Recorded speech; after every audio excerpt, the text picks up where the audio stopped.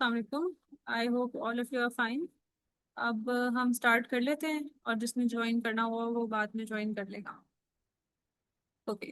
तो पहले हम एक जर्नल फॉर्मेट डिस्कस कर लेते हैं कि हमने इस सेशन के अंदर कवर क्या करना है। ठीक है। अब हमने पहले देखना है कि एफपीएससी के जो एग्जामिनर्स हैं उन्होंने क्या कॉमन मिस्टेक्स निकाली हैं स्टूडेंट्स की और उनको कैसे रेक्टिफाई करना है। सेकेंडली हमने देखना है कि क्या क्या चीजें होती हैं जो आपको एक क्वेश्चन के अंदर देखनी होती हैं before you start attempting that question.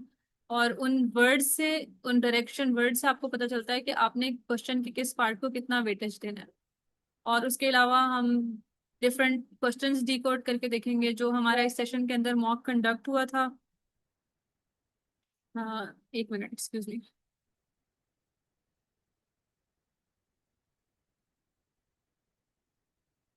Okay. और जो हमारा मॉक कंडक्ट हुआ था हमने उसको सॉल्व करना है कि आप लोगों ने किस तरह से सॉल्व किया था और कहाँ कहाँ पे लूप होल्स और आपने किस तरह से सॉल्व करना था। और एक हम 2026 के पेपर से क्वेश्चन लेंगे ताकि पेपर्स का भी आपको सॉल्व करना आ जाए कि जो आप कंटेम्प्रेरी क्वेश्चन आ रहे हैं उनको कैसे करना है। अच्छा, बिफोर वी स्टार्ट हम थोड़ा सा एंथ्रोपोलॉजी को एज अ सब्जेक्ट डिस्कस कर लेते हैं। अब ये एक ऐसा सब्जेक्ट है जिसके अराउंड बहुत सारी मिसकंसेप्शंस हैं। हम इसको कहेंगे कि एक मिस अंडरस्टूड सब्जेक्ट है। ठीक है। जब भी कोई नया एस्पायरेंट जो है वो सब्जेक्ट सिलेक्शन की लिस्ट देखता है और एंथ्रोपोलॉजी का जो नाम आता है तो सब लोगों को लगता है कि बहुत ही अजीब सब्जेक्ट है और we shouldn't opt for this क्योंकि शायद ये उस तरह से स्कोर नहीं कर सकता जैसे बाकी सब्जेक्ट कर सकते हैं।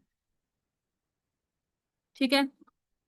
पहले हमने ये देखना है कि एंथ्रोपोलॉजी जो है वो असल में क्या चीज़ उसमें इंक्लूडेड है और एज अ सब्जेक्ट क्या क्या चीज़ें आपने कवर करनी है। और फिर हमने उसका देखना है कि स्कोरिंग के लिहाज से कैसे परफॉर्म करेगा। ठीक है। और कौन सी मिसकंसेप्शंस हैं जो इस सब्जेक्ट के अराउंड है। अच्छा, पहले आपको ये बताना चाहिए कि एंथ्रोपोलॉजी है क्या। ठीक है। सिंपल वर्ड्स में एंथ्रोपोलॉजी ह्यूमंस की और उनका जो कल्चर है उसकी एक कॉम्प्रिहेंसिव और होलिस्टिक स्टडी है। मतलब आप हर एस्पेक्ट से ह्यूमंस को स्टडी करते हैं as a part of culture. क्या क्या चीज़ों ने उस ह्यूमन को शेप किया उस कल्चर में, फिर ह्यूमंस ने क्या क्या चेंजेस लाए उस कल्चर में। तो हम ये एक इंटर रिलेशन देखते हैं between humans as a part of culture. ठीक है। और ये 100 मार्क्स का ऑप्शनल है। ठीक है, सबको पता होगा। और इसका जो सिलेबस है अगर हम देखें तो वो बहुत ज़्यादा नहीं है, सिर्फ इसमें कल्चरल एंथ्रोपोलॉजी वाला पार्ट आता है। टोटल जो क्लासिफिकेशन है वो 7 चैप्टर्स के अंदर हुई हुई है। ठीक है, कोई भी ऐसी चीज़ नहीं है जो सिलेबस से बाहर आई हो। आपने अगर अच्छे तरीके से कवर किया और जो स्टूडेंट्स एनरोल्ड है उनको आइडिया होगा कि हमने हर एस्पेक्ट से हर टॉपिक को कवर किया है ताकि कोई भी पास्ट पेपर क्वेश्चन ऐसा ना हो जो आप सॉल्व ना कर सके। और एंड में हम हर लेक्चर के पास्ट पेपर एनालिसिस करते हैं ताकि हमें पता चल जाए कि कोई चीज़ मिस ना हो जाए उस लेक्चर से। अच्छा, तो अब बात ये है कि लोगों का बहुत सारा ये मिसकंसेप्शन है कि इसमें पास नहीं होते या मार्क्स कम नहीं आते। ठीक है। तो अगर आप डीएमसी असेस करें एक्सेप्ट फॉर 2025 क्योंकि उसमें सब्जेक्ट हिट हो गया था और पेपर कुछ ज़्यादा ही अनप्रडिक्टेबल था, लेकिन वो भी डुएबल था अगर आपने हर एस्पेक्ट से टॉपिक किया हो। और अगर आप 2023 2021 की डीएमसी देखें तो 80 तक भी इसमें स्कोर आए हुए हैं। ठीक है। तो अगर इट्स नॉट अबाउट कि सब्जेक्ट मुश्किल है, इट इज अबाउट कि आपने अटेम्प्ट कैसे किए। ठीक है। शायद सोशियोलॉजी और पब्लिक एडमिनिस्ट्रेशन और बाकी जो सब्जेक्ट्स हैं उनका सिलेबस आसान हो, लेकिन जब आप अटेम्प्ट अच्छे तरीके से करते हैं तो अगर वो हिट भी हुआ है तो फिर भी आप अच्छा स्कोर कर सकते हैं। I have examples of friend. एक मेरी फ्रेंड थी जिन्होंने इस्लामियात के उस पेपर में 60+ अटेन किए थे जो जिस साल वो हिट हुआ था। तो it's all about the technique कि आप पेपर अटेम्प्ट कैसे करते हैं और आज हमने वही चीज़ डिस्कस करनी है। ठीक है। तो हम स्टार्ट करते हैं। अगर सबसे पहले हमने एक एफपीएससी की एग्जामिनर रिपोर्ट दी है कि क्या क्या प्रॉब्लम्स हैं जो उनको फ्रीक्वेंटली नजर आए हैं और क्या क्या इंप्रूवमेंट्स उन्होंने सजेस्ट किए। और लास्ट रिपोर्ट जो थी जो 2018 में ही पब्लिश हुई थी। ठीक है। अच्छा, अब क्या होता है कि सबसे पहले उनको जो प्रॉब्लम नजर आई है क्वेश्चंस में कंसेप्चुअल क्लैरिटी नहीं है। ठीक है। उनको जो आता है स्टूडेंट्स को उस कॉन्सेप्ट के बारे में वो लिख देते हैं, लेकिन वो उसको थीरी से लिंक नहीं करते, अपने कॉन्सेप्ट शो नहीं करते और उसको अप्लाई नहीं करते डिफरेंट एग्जाम्पल्स में। ठीक है। सुपरफिशियल आंसर्स होते हैं और पुअर लैंग्वेज मैकेनिक्स, मतलब फॉर्मल लैंग्वेज भी नहीं यूज कर होते, बिल्कुल जर्नल लैंग्वेज में लिखा होता है। जब आप सीएसएस के पेपर अटेम्प्ट करते हैं तो उसके अंदर इट इज एसेंशियल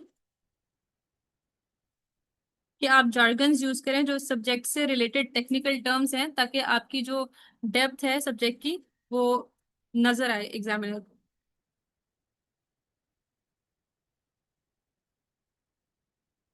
अच्छा, फिर एक और जो प्रॉब्लम उनको नजर आए कि थ्योरी और प्रैक्टिस को इंटीग्रेट नहीं किया गया।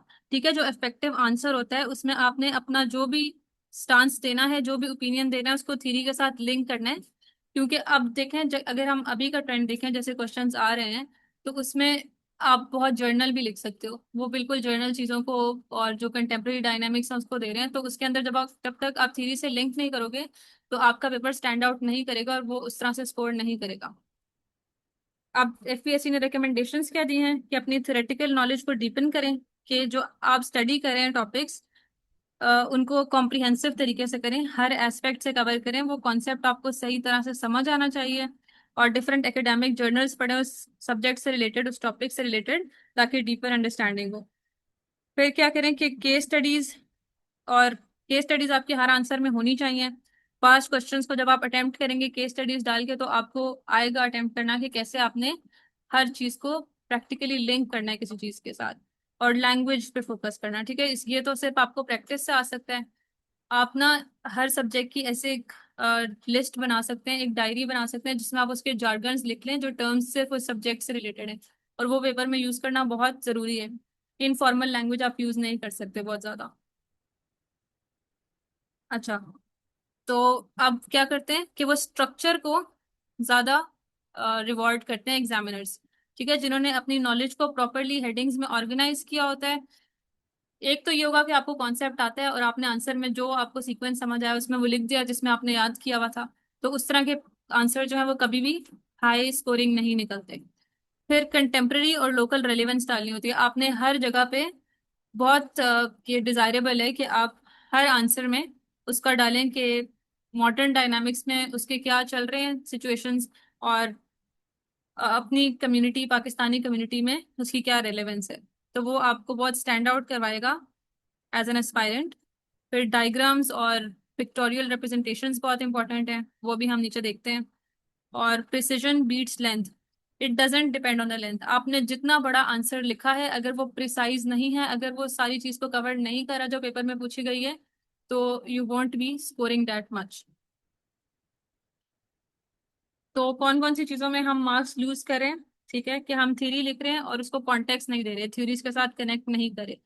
ठीक है, मतलब एस्पायरेंट्स क्या करते हैं, वो थ्योरीज याद करके चले जाते हैं, जैसे एंथ्रोपोलॉजी में है फंक्शनलिज्म है, स्ट्रक्चरलिज्म है, कल्चरल मटेरियलिज्म है।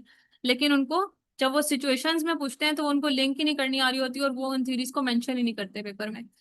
तो इस तरह से फिर आपका जो आंसर है वो लो स्कोरिंग रहेगा। फिर वही के एग्जांपल्स नहीं होती, ग्लोबल और लोकल दोनों अपने एग्जांपल्स डालनी होती है, वो आपकी डेप्थ ऑफ नॉलेज शो करता है। फिर आपका स्ट्रक्चर पे काम नहीं होता, और जब आप स्ट्रक्चर नहीं बेटर कर पाते तो फिर आप पूरे आंसर में टाइम मैनेज नहीं कर पाएंगे। जो आपकी पेपर अटेम्प्टिंग होती है वो आपका बहुत बड़ा पार्ट है एग्जाम का। तो अगर आपने वो सीख लिया पेपर अटेम्प्टिंग, तो तभी आप 8 या 9 या 6 जितने भी पेजेस का आंसर आप लिख सकते हैं। अगर आप बगैर हेडिंग्स के, बगैर डायग्राम्स के लिखे जा रहे हैं, तो it is impossible for you कि आप 6 या 8 पेज का आंसर बना सकें।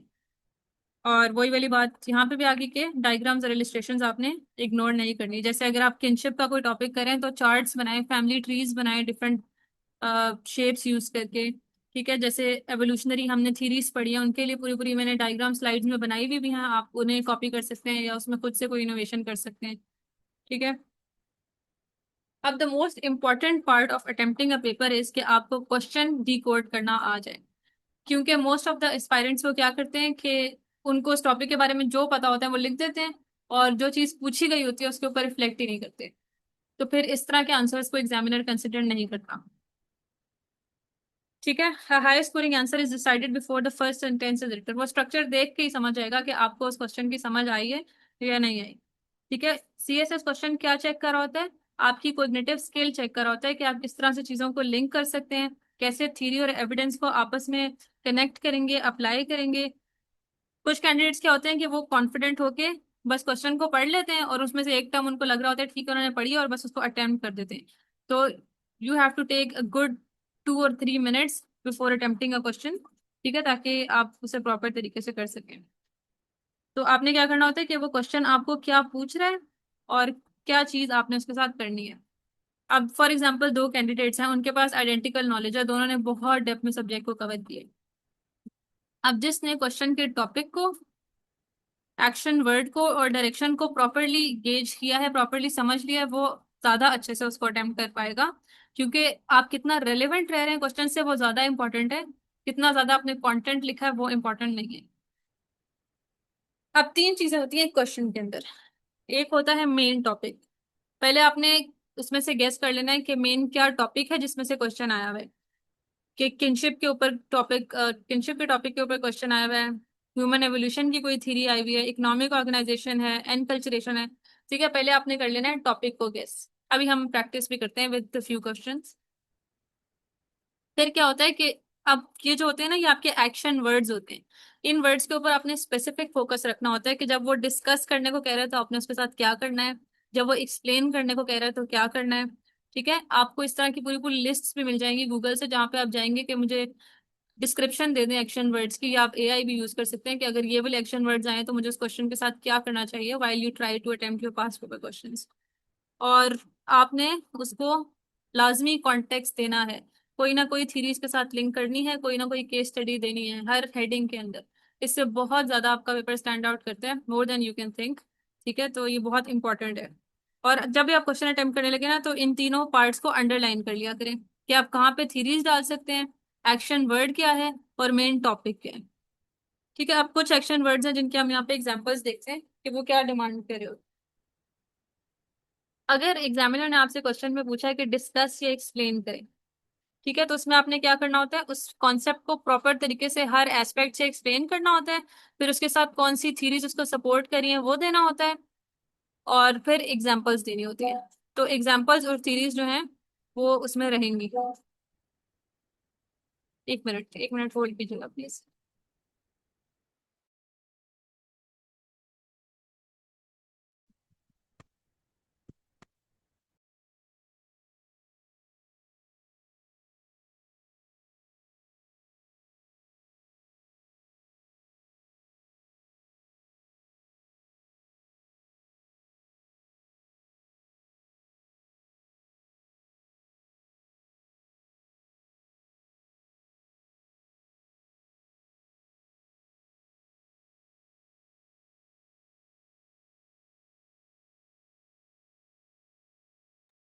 Sorry for the disturbance. अच्छा, अब सबसे पहले हम क्या कर रहे थे कि हम देख रहे थे कि जो एक्शन वर्ड्स होते हैं उनका क्या मतलब होता है।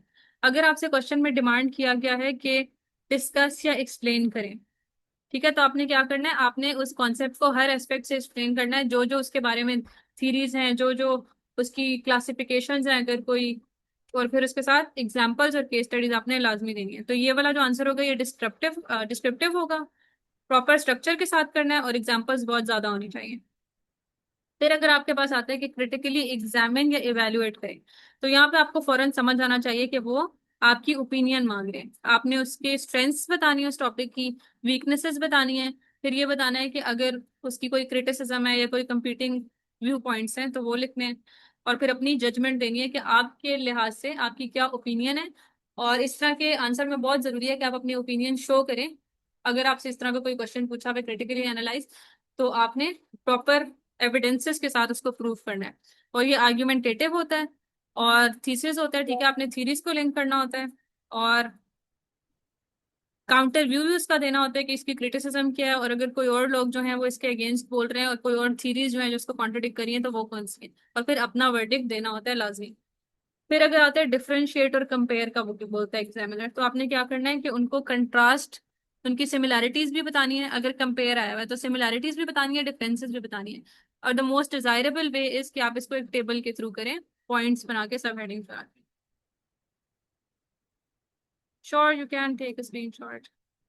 अच्छा, ठीक है, जब आप ये करे होंगे ना, तो सबसे डिजायरेबल क्या होता है डिफरेंशिएट में, कि आपने अ, एक लाइन लगानी है, फिर डिफरेंट कैटेगरीज बनानी है कि किस एस्पेक्ट में आप उनको कंपेयर या डिफरेंशिएट करें, और फिर नीचे 1 लाइन या 2 लाइन कंपैरिजन लिख देना है।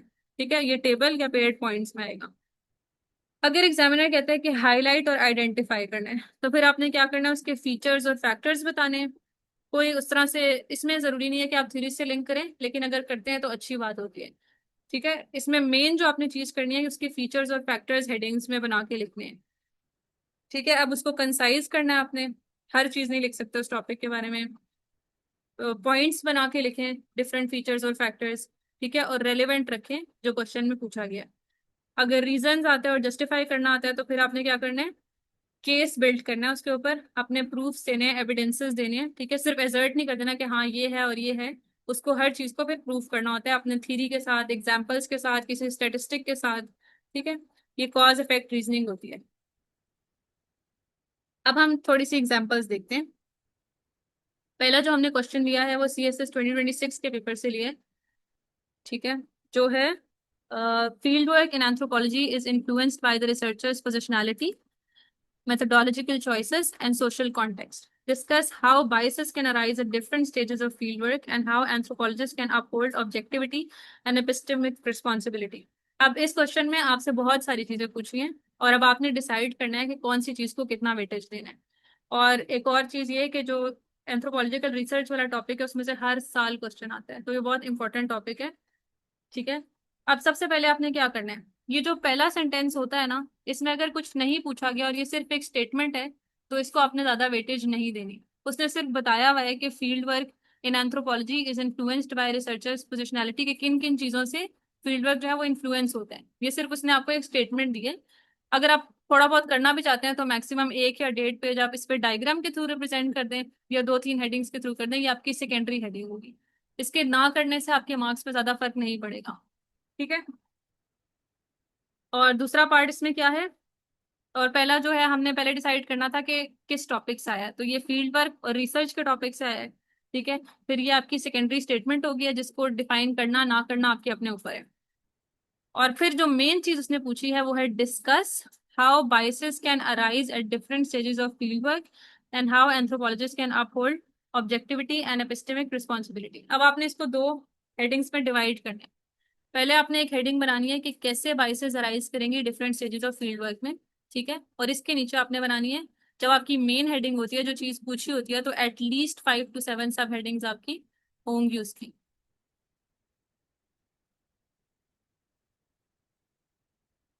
ठीक है, और फिर दूसरा पार्ट है कि कैसे एंथ्रोपोलॉजिस्ट जो है वो ऑब्जेक्टिविटी अपहोल्ड करेंगे जब वो एक फील्ड वर्क में रिस्पॉन्सिबिलिटी ले रहे हैं। ठीक है, तो इसके अंदर भी आपकी 5 to 7 जाएंगी। और अगर आपने ये करना है सेकेंडरी वाला तो इसमें मिनिमम थ्री थ्री सब हेडिंग्स आपकी इनफ होंगी इसमें। या अगर कोई ऐसी चीज है जो आप डायग्राम से रिप्रेजेंट कर सकते हैं तो बस एक पेज पर डायग्राम बना दें, ये आपकी सेकेंडरी है, दैट डजंट मैटर अलॉट। अच्छा, अब क्या करना है, सबसे पहले जो आपका स्ट्रक्चर होता है उसके अंदर आती है इंट्रोडक्शन। एक अच्छा तरीका ये होता है कि आप ना क्वेश्चन की जो स्टेटमेंट है ना उसमें से एक कीवर्ड निकाल लें और उसको शुरू में लिख दें ताकि एग्जामिनर के लिए आसानी हो कि आपने कौन सा क्वेश्चन अटेम्प्ट किया है। जैसे आप इंट्रोडक्शन से पहले ब्लैक मार्कर से लिख दें फील्ड वर्क इन एंथ्रोपोलॉजी, ताकि उसको पता चल जाए कि आपने फील्ड वर्क वाला क्वेश्चन किया है। तो इस तरह की एक हेडिंग बनाना एक अच्छी प्रैक्टिस है, but it's up to you. अच्छा, अब इंट्रोडक्शन में आपने क्या करना है, इंट्रोडक्शन का सबसे अच्छा तरीका ये होता है कि आपने उसको किसी ना किसी हुक से स्टार्ट करना है। अब हुक ये है कि जो एग्जामिनर चीज पढ़ के ना एकदम से स्टार्टल हो जाए कि ठीक है इस बंदे को नॉलेज है और इसने सही तरीके से क्वेश्चन शुरू किए। ठीक है, अब फॉर एग्जाम्पल हम फील्ड वर्क में करें कि उसमें किस तरह से प्रॉब्लम्स आ सकते हैं, तो हम ये लिख सकते हैं कि जो मेलिनोस्की है जब उसने रिसर्च की थी और उसकी जब रिसर्च पब्लिश हुई थी बहुत डेकेड्स के बाद, तो पता चला कि उसने उसकी अपनी फ्रस्ट्रेशंस भी थी, उसकी उस कल्चर्स के बारे में कुछ प्रेजुडाइज भी थी। ठीक है, और कुछ लोगों जिनको उन्होंने रिसर्च किया उनको वो कंटेम्प्ट से देखता था, उनको कमतर समझता था, और वो उसकी रिसर्च में एविडेंट है। तो इस तरह से आप एक फैक्ट दे सकते हैं, क्योंकि मेलिनोस्की को हमने डिटेल में पढ़ा है इस कल्चर के अंदर, सॉरी कोर्स के अंदर। ठीक है, तो इस तरह से आप स्टार्ट कर सकते हैं किसी भी फैक्ट फिगर से या कोई इंटरेस्टिंग चीज हो। फिर अब इसको क्वेश्चन से लिंक कर दिया उन्होंने इस एग्जांपल को, कि जो गैप है between his field diary and his finished monograph is the clearest reminder that field work is never a neutral recording device, it is filtered at every stage to the person doing the recording। तो उन्होंने इसको कैसे connect कर दिया कि जब भी आप फील्ड वर्क कर रहे होते हैं वो कभी भी न्यूट्रल नहीं होता, कोई ना कोई रिसर्चर की ऐसी पोजीशन होती है, कोई ना कोई उसकी ऐसी थॉट्स होती हैं जो उस फील्ड वर्क को अफेक्ट करती है। ठीक है, तो अब हमने क्या करना है, अब हमने जो सेकेंडरी लाइन थी या जो स्टेटमेंट उन्होंने दी थी जो आपकी चॉइस आपने करना है या नहीं करना है। उसमें उन्होंने क्या पूछा हुआ है, पोजिशनैलिटी पे क्या, पोजिशनैलिटी का क्या इन्फ्लुएंस होता है, ठीक है, मेथोडोलॉजिकल चॉइसेस का क्या इन्फ्लुएंस होता है, और सोशल कॉन्टेक्स्ट का क्या इन्फ्लुएंस होता है। अब अगर आप में से कोई करना चाह रहा है इसको एक डेट पेज में, तो आपने इसको तीन सब हेडिंग्स में डिवाइड कर दिया। सबसे पहले आपने उस स्टेटमेंट को बता दिया कि कैसे पोजिशनैलिटी अफेक्ट करती है फील्ड वर्क। पोजिशनैलिटी क्या होगी कि वो जो रिसर्चर है वो किस बैकग्राउंड से है, उसके क्या बिलीव्स हैं, उसकी क्या पोजीशन है with respect to that culture, उसका जेंडर, रिलीजन, क्लास, उसका स्टेटस। तो वो डिटरमिन करता है कि वो उनसे किस तरह बात करेगा और कितनी ऑनेस्टली करेगा। ठीक है, और इसमें आप एविडेंस भी दे सकते हैं कि एक मेल रिसर्चर जो है उसको, अगर वो रूरल पंजाब के अंदर जाता है रिसर्च करने के लिए, तो क्योंकि वहाँ पे जेंडर रोल्स हैं and there are certain restrictions for women कि वो मेल से इंटरेक्ट नहीं कर सकती, तो वो उस कल्चर की फीमेल पॉपुलेशन से इंटरेक्ट नहीं कर सकेगा, और फिर उसको मेल इन्फॉर्मेंट्स पे रिलाई करके अपनी रिपोर्ट बनानी पड़ेगी। फिर दूसरा उस स्टेटमेंट में लिखा हुआ था कि कैसे मेथोडोलॉजिकल चॉइसेस जो है डाटा को या फील्ड वर्क को शेप करती हैं। अब participant observation, structured interviews and surveys, अब आप डिफरेंट तरीकों से फील्ड वर्क करते हैं ना, तो आप कौन सा मेथड चूज करें वो भी शेप करेगा आपके फील्ड वर्क को। हर कोई जो है इसमें अपने लूप होल्स होते हैं, ठीक है, और हर कोई जो है वो सोशल रियलिटी का एक हाफ पार्शियल वर्जन देता है। कोई भी चीज आपको कंप्लीट डाटा नहीं दे सकती। फॉर एग्जाम्पल, अगर आप किसी से इंटरव्यूज कंडक्ट कर रहे हैं, तो हो सकता है वो आपसे ट्रूथ छुपाए क्योंकि वो समझ रहा होगा कि आप उसके कल्चर को जज कर सकते हैं, या कोई कंटेम्प्ट से देख सकते हैं, तो वो फिर कुछ चीजें छुपाएगा, या फिर उनकी कुछ प्रैक्टिसेस ऐसी होंगी जो वो बताना नहीं चाहेगा। तो कोई भी मेथड जो है वो कंप्लीट डाटा आपको नहीं दे सकता, आपको मल्टीपल मेथड्स पे रिलाई करना पड़ेगा। ठीक है, फॉर एग्जाम्पल एक सर्वे हुआ ऑनर किलिंग्स के ऊपर पाकिस्तान में, तो उसमें बहुत सारे लोग उसको डिनाई भी कर देते हैं ऑनर की वजह से, या साइलेंस अडॉप्ट कर लेते हैं, ठीक है। तो इसकी वजह से क्या होता है कि आप कंप्लीट डाटा नहीं कलेक्ट कर सकते। तो ये आपने एक तरह की एग्जांपल दे दी। फिर तीसरी चीज जो स्टेटमेंट में पूछी हुई थी कि सोशल कॉन्टेक्स्ट कैसे अफेक्ट करते हैं, ठीक है।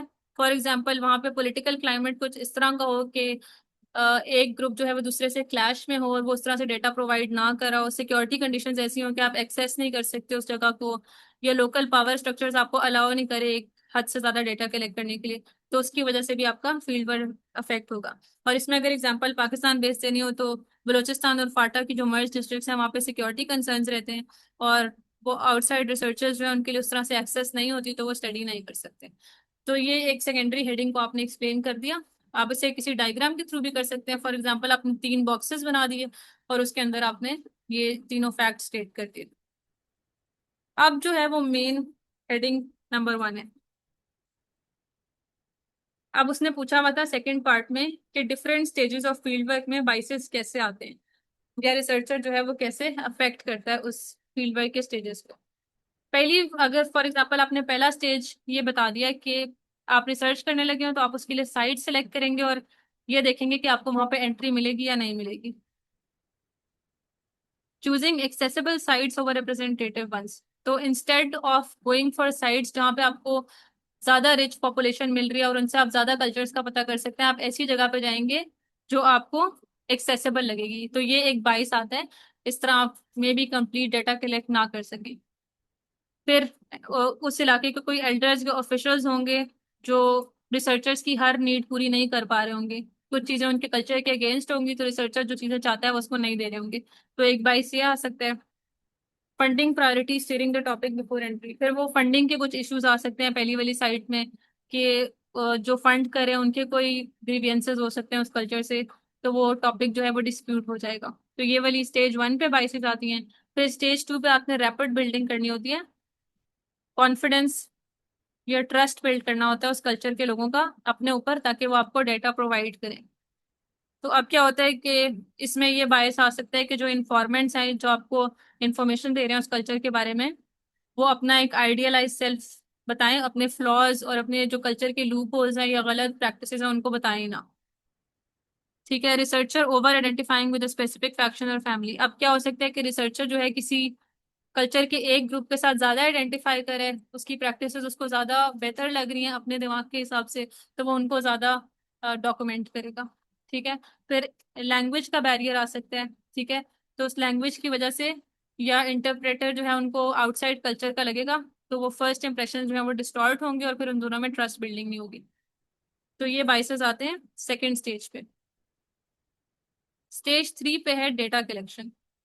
अब इसमें क्या होता है कि leading question shape by prior theoretical assumptions, कि अब जब वो क्वेश्चंस कर रहा है रिसर्चर, वो क्या करेगा कि उसकी अपनी कोई थ्योरेटिकल assumptions होंगी, उसकी अपनी बिलीव्स होंगे, तो वो उस हिसाब से क्वेश्चंस डिजाइन करेगा।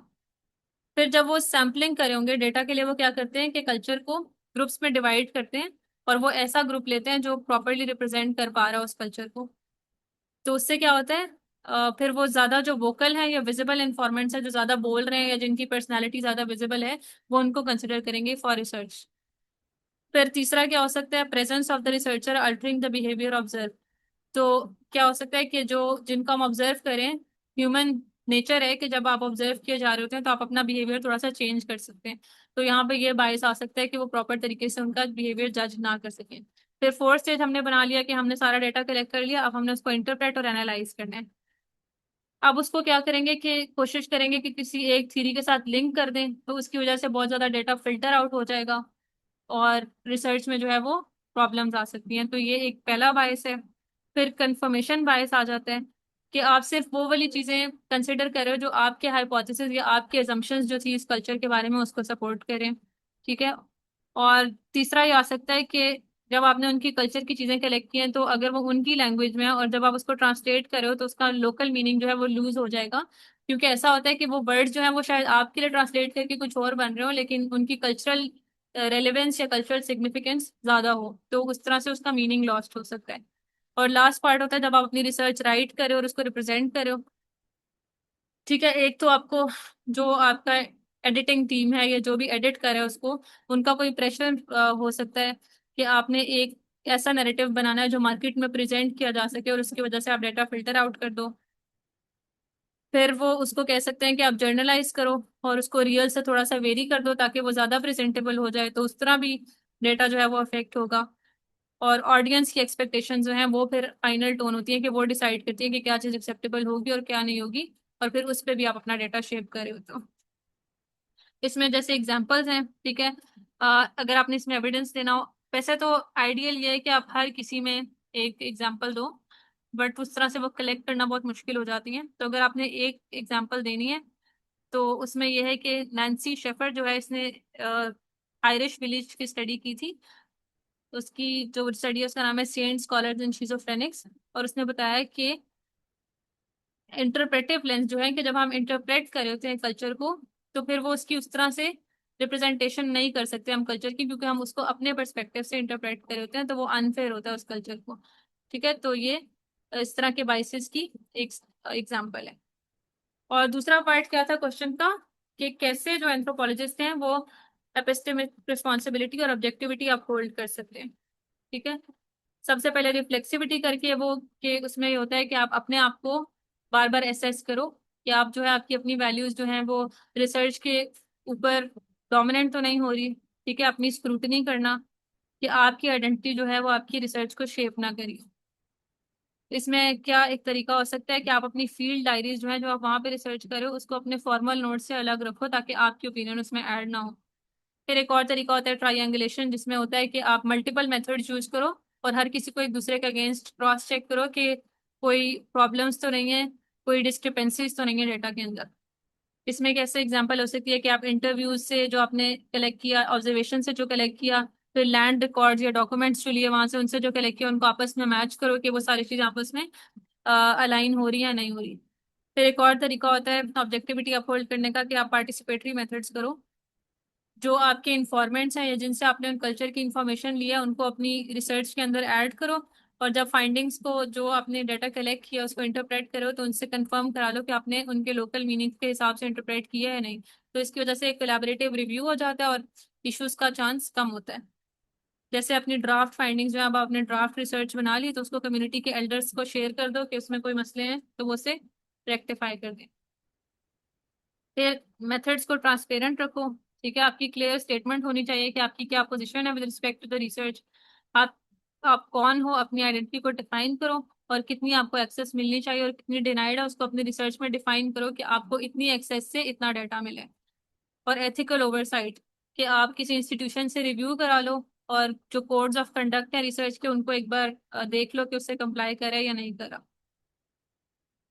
जैसे अमेरिकन एंथ्रोपोलॉजिकल एसोसिएशन है, उनका कोड ऑफ एथिक है जो कंसेंट भी लेते हैं और बताते हैं कि कोई किसी किस्म का हार्म नहीं होगा। और फिर आपने एक कंक्लूजन देनी होती है जिसमें आपने पूरे आइडिया को समराइज करना होता है। इसको आप पढ़ लीजिएगा बाद में कि कंक्लूजन किस तरह से एक आंसर को समराइज करती है। अब ये वाला क्वेश्चन जो था ये इस कोर्स के जो पहला मॉक कंडक्ट हुआ था उसमें से आया हुआ है। तो हमने इसको, ताकि आप लोगों को पता चले कि आपने क्या गलतियां की उसको सॉल्व करने में और उसको कैसे एक्चुअली सॉल्व करना था। अच्छा, उसमें ये पूछा हुआ था कि एनकल्चरेशन क्या होती है और डिफरेंट वेज ऑफ सोशलाइजेशन क्या है। अब क्योंकि इसके साथ एक्सप्लेन लिखा हुआ है तो इसको आपने बताना है कि ये होता क्या है। ये सेकेंडरी स्टेटमेंट नहीं है, जब इसके साथ एक्सप्लेन लिखा है तो यू हैव टू एक्सप्लेन के क्या चीज है। और सेकेंड पार्ट है क्रिटिकली एग्जामिन, तो इसका मतलब क्या हुआ कि आपकी ओपिनियन डिमांडेड है इस क्वेश्चन के अंदर। ठीक है, क्रिटिकली एग्जामिन कि कैसे ग्लोबलाइजेशन ने, डिजिटल मीडिया ने और एल्गोरिथमिक एनकल्चरेशन के मतलब जो डिफरेंट सोशल मीडिया प्लेटफॉर्म्स हैं वो कैसे रीशेप करें the process of children internalising culture, कि जो बच्चे हैं जो अपने सराउंडिंग से कल्चर सीखते हैं वो कैसे अफेक्ट हो रहा है इन सोशल मीडिया प्लेटफॉर्म से। और इसमें आपको स्पेसिफाई किया हुआ है कि आपने पाकिस्तानी यूथ की एग्जांपल्स देनी है। तो that's a must, you can not skip the examples. Okay, फिर हम कर लेते हैं। इसमें सबसे पहले हमने क्या पढ़ा था कि इंट्रोडक्शन में आपने हुक लाजमी देना होता है, कोई ना कोई स्टार्टलिंग फैक्ट या फिगर। अब इसमें हम क्या कहेंगे, Pakistan has one of the youngest population in the world and independent surveys have repeatedly found short video platforms among the most used apps for teenagers and adults. तो इसका मतलब कि large share of generation is now absorbing it's earliest lessons in humour, morality and identity from a recommendation algorithm rather than a village Elder.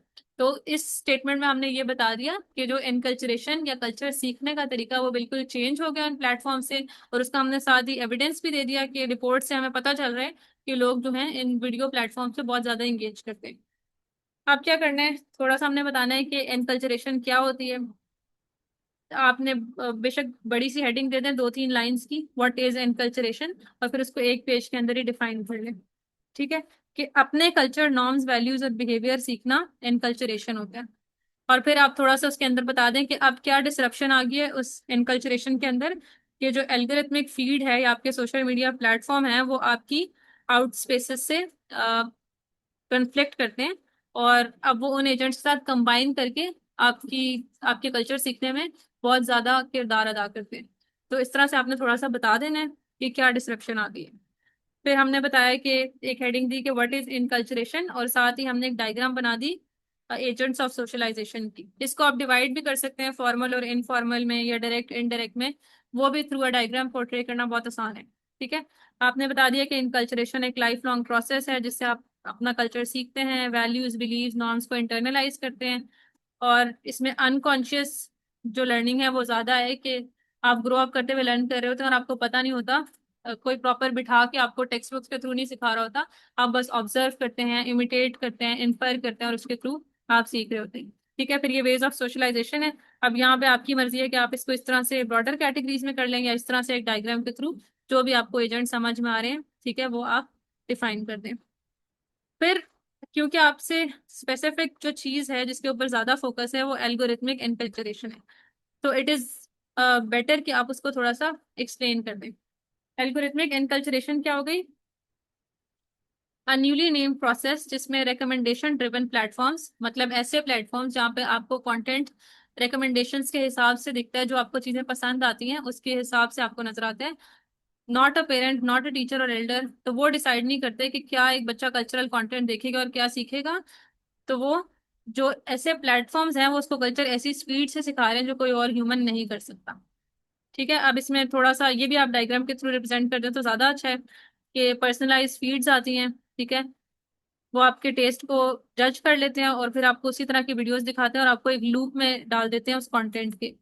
Para social influence है।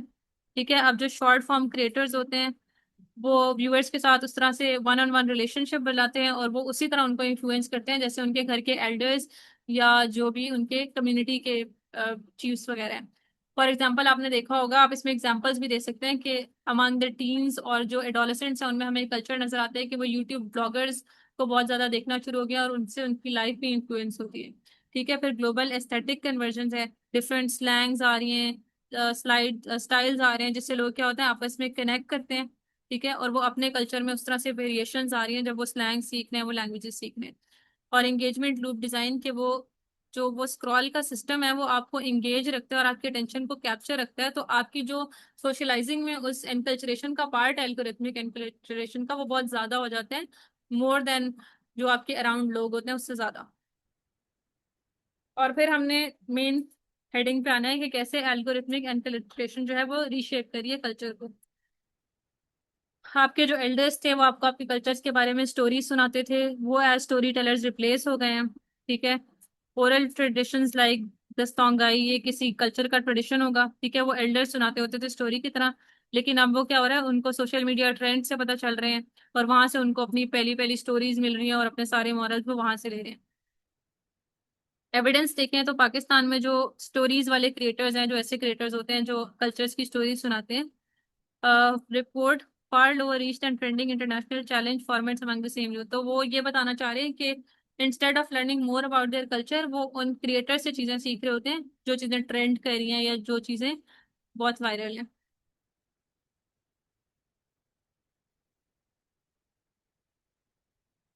इस heading की बात करें आप।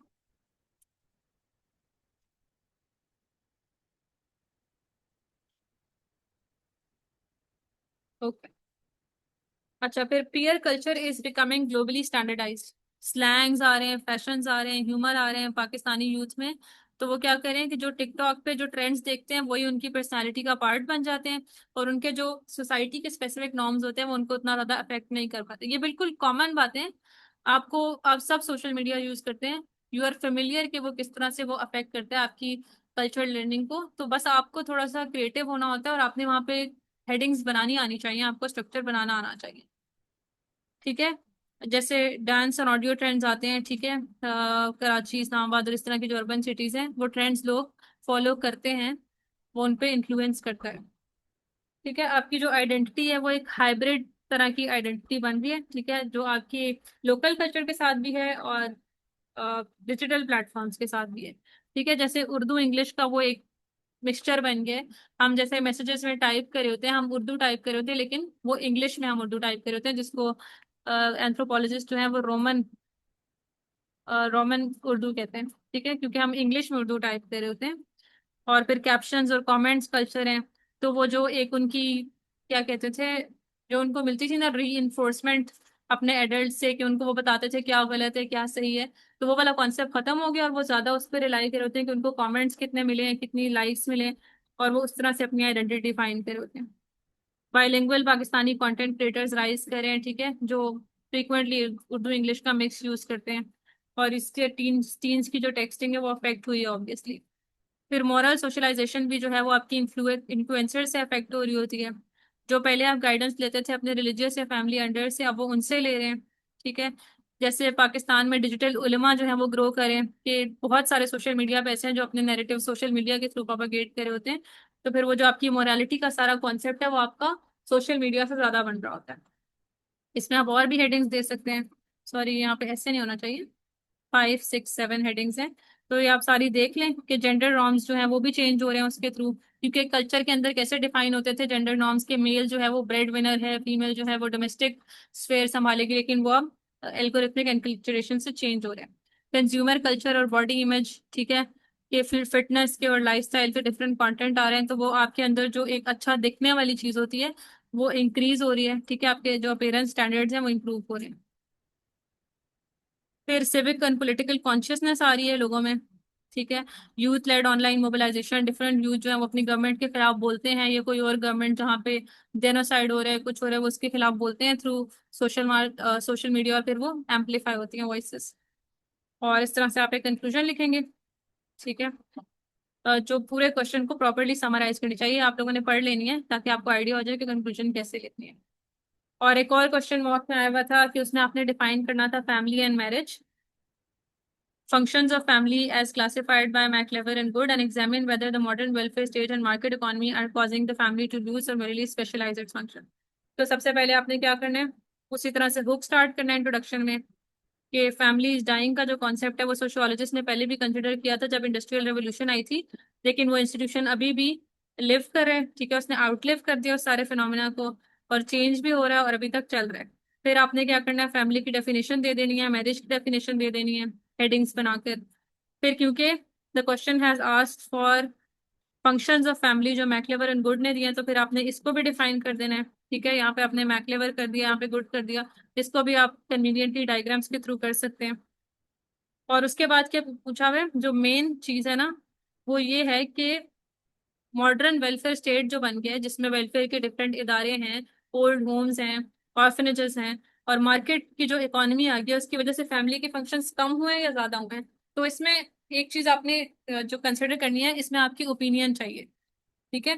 तो जिस पॉइंट को आप कंसिडर कर रहे हैं, कि अगर आपको लग रहा है कि वेलफेयर स्टेट और इकोनॉमी के आने से फैमिली के फंक्शंस कम हो गए, तो आपने उस हेडिंग के अंदर ज्यादा सब हेडिंग्स लिखनी है, ताकि आपका ओपिनियन क्लियर हो जाए। फिर आपने कंक्लूजन में बताना है कि मैंने ये वाला स्टांस क्यों सपोर्ट किया था।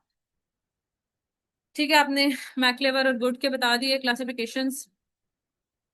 अब फॉर एग्जांपल आपने कंसिडर किया है कि आपको लगता है कि वेलफेयर स्टेट और मार्केट इकोनॉमी के आने से स्पेशलाइज करी है, तो इसमें आपने 5 to 6 सब हेडिंग्स लिख देनी है, जो आपको लग रहा है कि ज्यादा आपकी ओपिनियन को रिप्रेजेंट करे।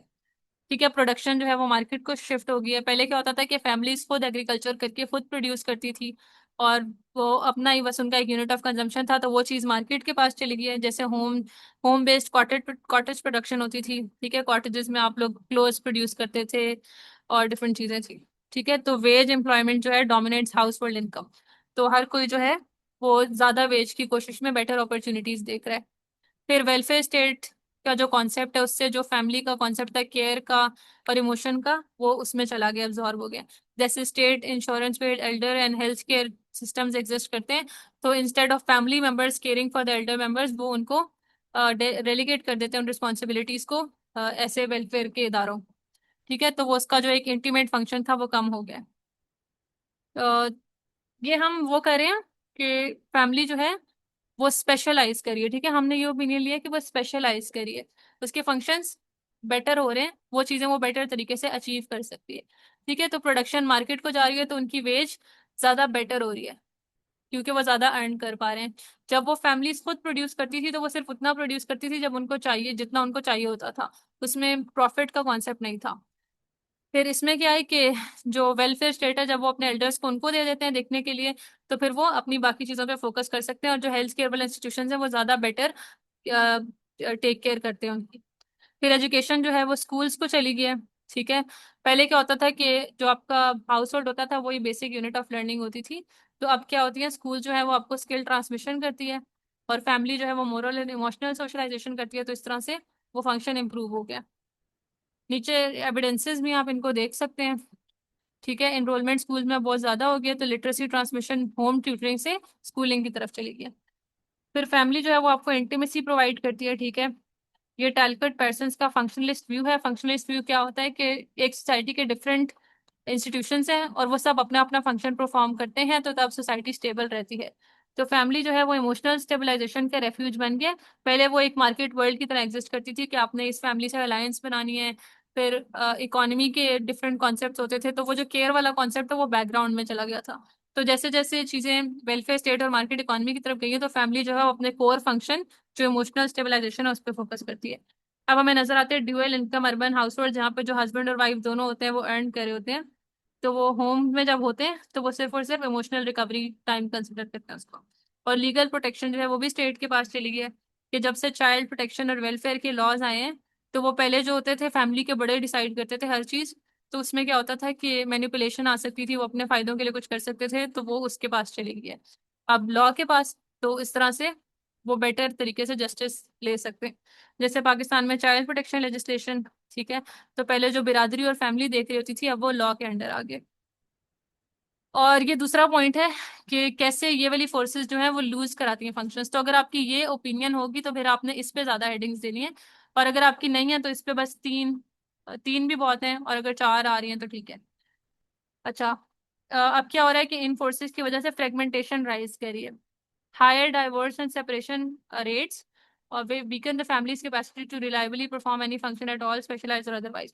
तो क्या हो रहा है कि इन फोर्सेस की वजह से सेपरेशन के रेट ज्यादा हो रहे हैं, फिर इकोनॉमी पे ज्यादा फोकस हो रहा है, ठीक है। तो हम अगर इसकी एग्जांपल देखें तो फुल और डाइवर्स के जो केसेस हैं पाकिस्तान में पास्ट डेकेड में बहुत ज्यादा हो गया। अच्छा, अब क्या होता है कि जब ये एल्डर को दे देते हैं इंस्टीट्यूशंस को, तो ये वो कह रहे हैं कि सिर्फ रिस्पॉन्सिबिलिटी डेलीगेट करना नहीं है, इससे लॉस हो रहा है, ठीक है। आपका जो एक केयर गिविंग यूनिट था फैमिली का वो डिसइंटीग्रेट हो रहा है। ये हेल्दी डिविजन ऑफ लेबर नहीं है कि आपको अपनी फैमिली के जो लोग हैं उनका खुद से टेक केयर करनी चाहिए, ठीक है। तो ओल्ड एज होम में जो अपटेक है वो अब ज्यादा हो रही है। पहले जो था वो कल्चर में बिल्कुल ही एक एलियन चीज समझी जाती थी कि आप अपने फैमिली के एल्डर्स को ओल्ड एज होम भेजें, लेकिन अब ज्यादा हो गया। फिर जॉइंट फैमिली सिस्टम इरोड होता है इसकी वजह से, जब आपके फंक्शंस वेलफेयर स्टेट के पास चले जाते हैं। ये हमें नजर आ रहा है कि न्यूक्लियर हाउस होल्ड पाकिस्तान में ज्यादा हो रहे हैं। मार्केट कोमोडिफाइज फॉर्मर फैमिली फंक्शंस, ठीक है। जो सर्विसेज पहले होम में होती थी वो अब परचेज होती हैं, तो फैमिली का जो रोल है वो सिम्बॉलिक हो गया। और rise of food delivery and day care markets and material child care, तो इससे ज्यादा हो गया। इस क्वेश्चन में आपसे पूछा गया था ना कि अच्छा नहीं, इसमें एक पाकिस्तान की एग्जांपल्स नहीं पूछी गई थी, लेकिन फिर भी आपके लिए ये अच्छा वो है स्कोर करने का तरीका कि आप एग्जांपल्स लिखें, पाकिस्तान की हो ग्लोबल हो कोई भी हो, लेकिन एविडेंस होता है, उससे आपकी पेपर की और आपके क्वेश्चन की क्रेडिबिलिटी बिल्ड होती है। और ये आपकी कंक्लूजन है। इसका मैं सॉरी वो टेक्स्ट का कलर चेंज कर दूंगी बाद में, फिर आपको भेज दूंगी। अच्छा, अब एक और क्वेश्चन आया हुआ था, सब्सटैंटिविस्ट फॉर्मलिस्ट डिबेट इन एंथ्रोपोलॉजी, और कौन सा एक पर्सपेक्टिव बेटर एक्सप्लेन करता है डिजिटल और गिग इकोनॉमी जो पाकिस्तान में बढ़ रही है, ठीक है। तो इसमें भी क्रिटिकली इवैल्यूएट करना है, मतलब आपने अपना ओपिनियन देना है, ठीक है। अब इसको कैसे आप हुक से स्टार्ट कर सकते हैं कि एक करीम कैप्टन है लाहौर में, उसने अपने से डिसाइड नहीं करना कि कब उसने काम करना है, उसका एल्गोरिदम डिसाइड करेगा कि कब उसके पास राइड ज्यादा आ रही हैं, ठीक है, क्या पे मिलेगी उसको, और वो उस हिसाब से खुद डिसाइड करता है, तो उसकी जो इंडिविजुअल चॉइस है वो ज्यादा हो गई है।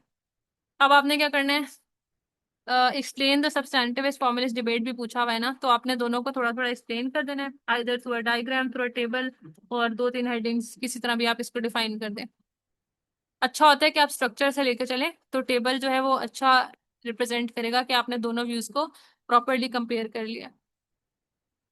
फिर अगर आपको लगता है कि सब्सटैंटिविज्म जो है वो बेटर एक्सप्लेन करे पाकिस्तान की गिग इकॉनमी को, तो पांच छह उसके अंदर दे दें। अभी मैंने तीन लिखे हैं आपके लिए फॉर एग्जाम्पल, अभी मैंने दोनों के तीन तीन लिख दिए हैं, लेकिन आप डिपेंड करता है कि आपने किसकी वो ली है, किसको आप सपोर्ट करें किस क्लेम को।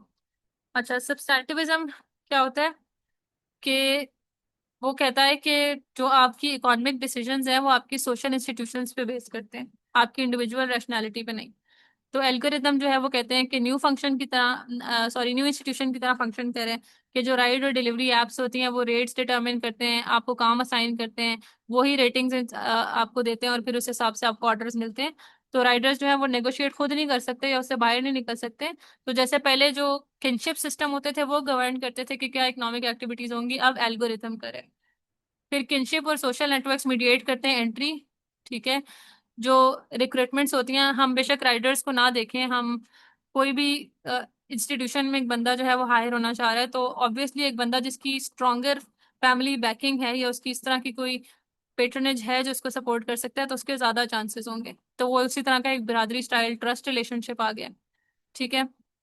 फिर reciprocity and reputation not pure price governance transaction, कि जो लोगों का एक सेलर में या एक बंदा जो है जो कोई सर्विस प्रोवाइड कर रहा है उसमें ट्रस्ट कितना है और उसकी रेपुटेशन क्या है, उससे नेगोशिएट होगा कि उसको कितने फायदे मिलेंगे।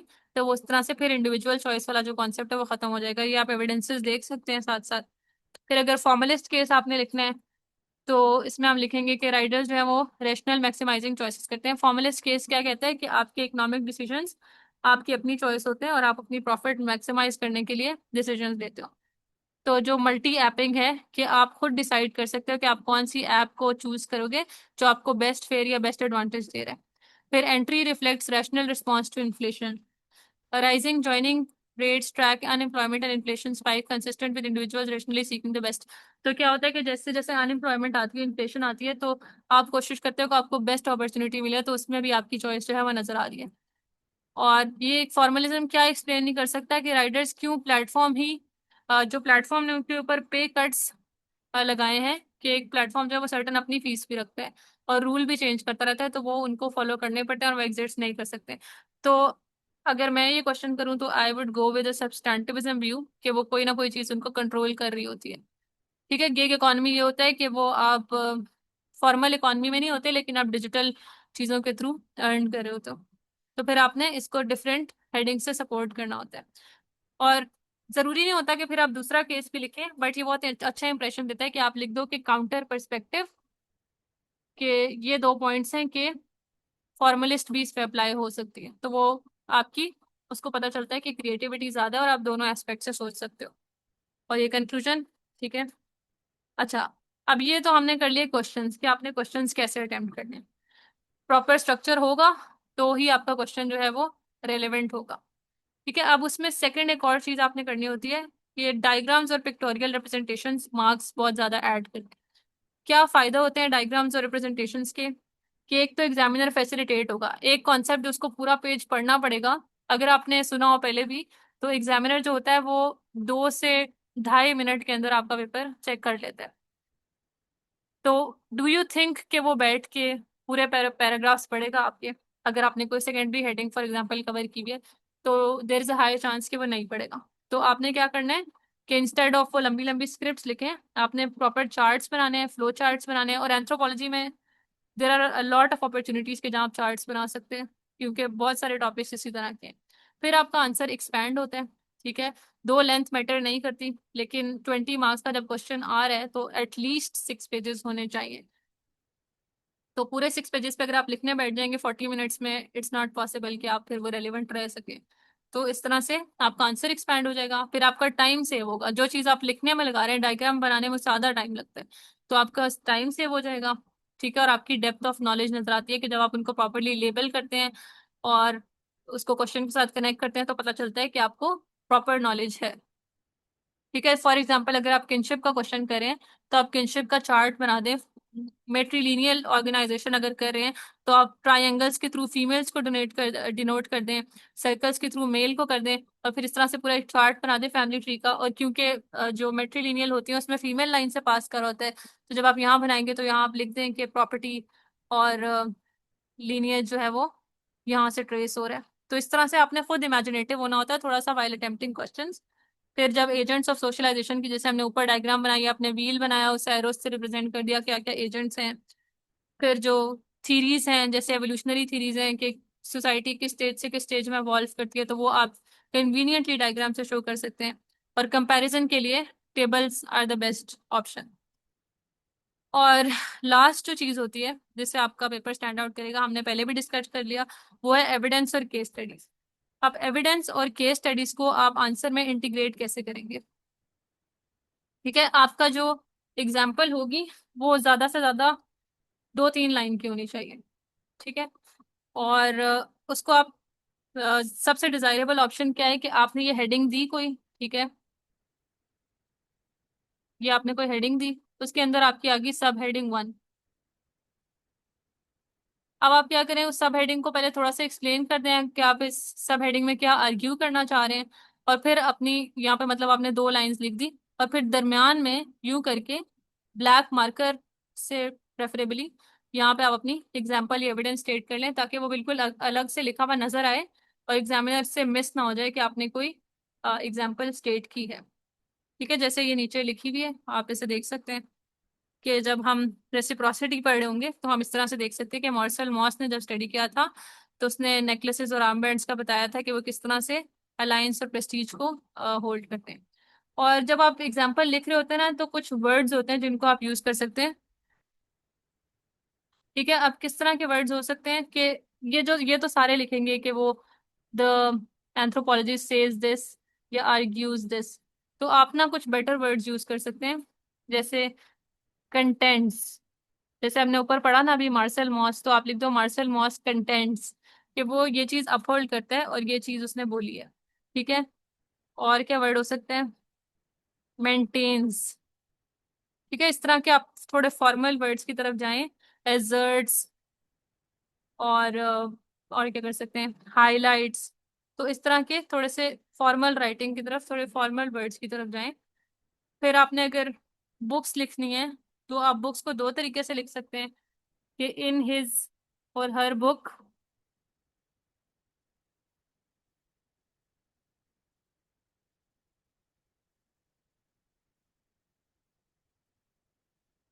वो जो भी, जिसकी भी बुक है वो उसमें क्या कहता है, ठीक है, फॉर डैश सेज और फिर लिख दें। या फिर आप ऐसे लिख सकते हैं कि जो आपको पॉइंट एक बुक में से याद आ रहा है आपने वो पॉइंट स्टेट किया, और एंड में आपने कॉम ब्रैकेट में लिख दी बुक और ऑथर। तो ये भी एक तरीका होता है। ठीक है। उसके अलावा, एक मिनट, फिर अगर आपने कोई थ्योरी लिखनी है, कोई स्टडी स्टेट करनी है, तो आप लिखें इन अ लैंडमार्क स्टडी। तो इस तरह से आप अपने एविडेंसेस को स्टार्ट करें। ठीक है, for example a seminal work on the subject. तो इस तरह के ना आपको थोड़े से आनी चाहिए लैंग्वेज, जो आप उस तरह स्टेट करके अच्छे तरीके से एग्जांपल्स को इंटीग्रेट कर सकें।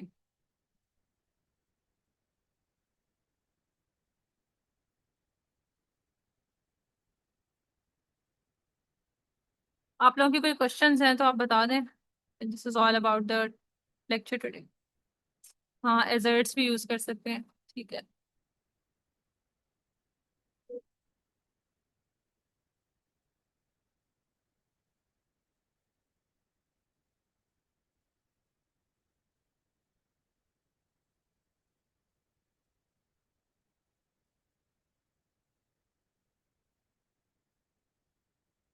आप लोग के, अगर आप लोग कहते हैं तो हम आपके मार्क्स भी डिस्कस कर लेते हैं थोड़े से, कि क्या क्या करना चाहिए। मैक्सिमम मार्क्स अगर आप डीएमसी असेस करें तो 80 तक यू कैन अचीव, अगर आपने बहुत अच्छा पेपर किया हो।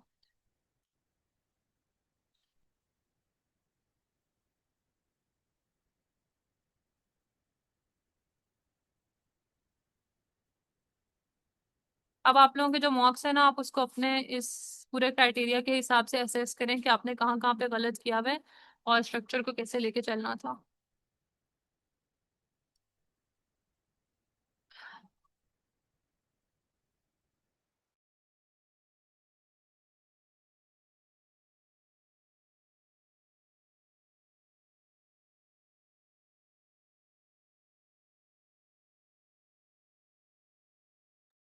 कोई भी क्वेश्चंस नहीं आप लोगों के, about the structure, about the papers, about questions, कुछ भी?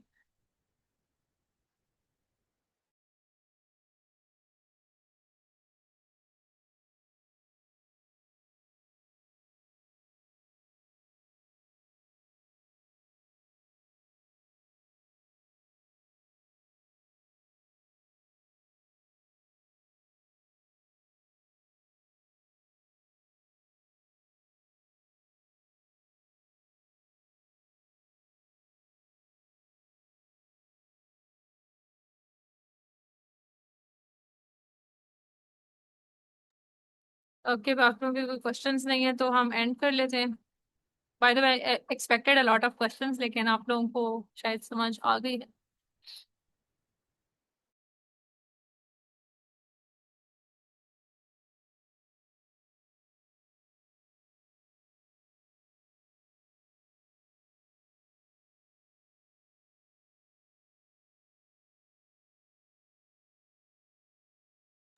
ये नेक्स्ट मॉक में नजर आना चाहिए, इंटेलेक्चुअल।